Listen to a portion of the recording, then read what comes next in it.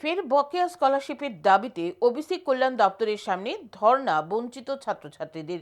দ্রুত তাদের স্কলারশিপের টাকা মিটিয়ে দেওয়ার আবেদন জানান সরকারের কাছে। অভিযোগ, প্রায় 1 বছর ধরে ওবিসি ছাত্রছাত্রীরা স্কলারশিপের টাকা পাচ্ছেন না।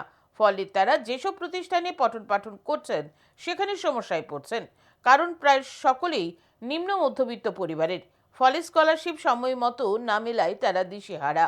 এই অবস্থায় দপ্তরের কাছে বকেয়া দাবি করে এলেও কোনো লাভ হচ্ছে না। তাই সোমবার ফের বঞ্চিত ছেলেমেয়েরা স্কলারশিপের দাবিতে দপ্তরের সামনে এসে ধর্ণা দেন।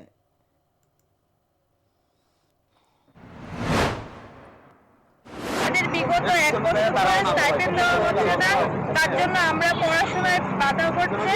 আর আমরা কলেজ থেকে বিভিন্ন রকম প্রেশার পাচ্ছি। আমরা ম্যাক্সিমাম ছেলেমেয়েরাই মিডল ক্লাস ফ্যামিলি থেকে বিলং করি। তো আমরা এই স্টাইপেন্ডের উপর ভিত্তি করি আমরা আমাদের হায়ার স্টাডিগুলো যুক্ত হয়েছি, কিন্তু আমরা টাকা দিতে পারছি না কলেজে, তাই আমাদের মার্কশিট টার্কশিট কোনো কিছু পাচ্ছি না। আমরা অ্যাকচুয়ালি বাইরে পাবলিক ইনস্টিটিউটের মধ্যে যখন অ্যাডমিশন নিলাম, আমাদের একটাই বছর ছিল আমরা স্কলারশিপ পাবো। এনএসপিতে আমরা অ্যাপ্লাই করার পর প্রত্যেক বছর জুলাইতে বা অগাস্টে আমাদের স্কলারশিপটা ঢোকে, কিন্তু আমরা প্রত্যেক মাসে আসার পরও আমাদের স্কলারশিপটা ঢোকে না। সে একই কথা বারবার ওরা রিপিট করে যে নেক্সট মাসে অবশ্যই কনফার্ম এটা ঢুকে যাবে। কিন্তু আমরা এক বছর জানুয়ারি কমপ্লিট হয়ে গেলেও এখন অবধি আমরা স্কলারশিপটা পাচ্ছি না।